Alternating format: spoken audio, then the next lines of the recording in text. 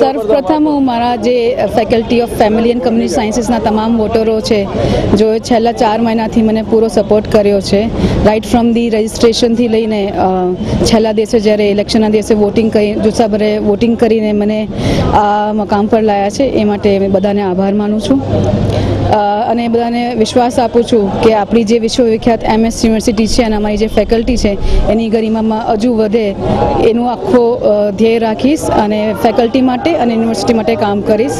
મારા બધા સપોર્ટર્સ, અમારી બધી સ્કૂલો, મારું ફેમિલી, મારા ફ્રેન્ડ્સ ને ખૂબ ખૂબ આભાર કે એમને મને આજે સેનેટ પદે ચૂંટાયા છે.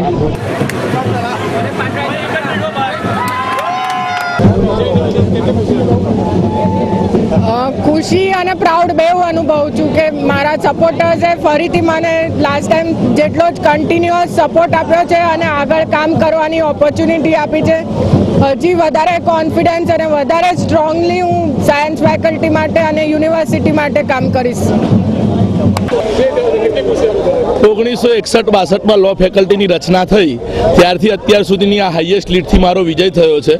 મારા સિનિયર વકીલ મિત્રો અને મારી સાથેના મિત્રો સૌનો બહુ મોટી જંગી પ્રમાણમાં સહકાર મળ્યો છે.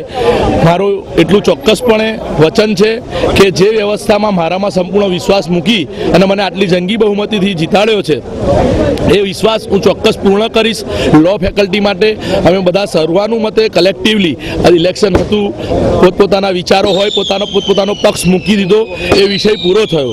લવાદ એ વકીલાતનો મુખ્ય હેતુ છે. લવાદ સમાજની અંદર જે તકલીફ પડે ત્યારે અમારી પાસે લોકો આવતા હોય છે.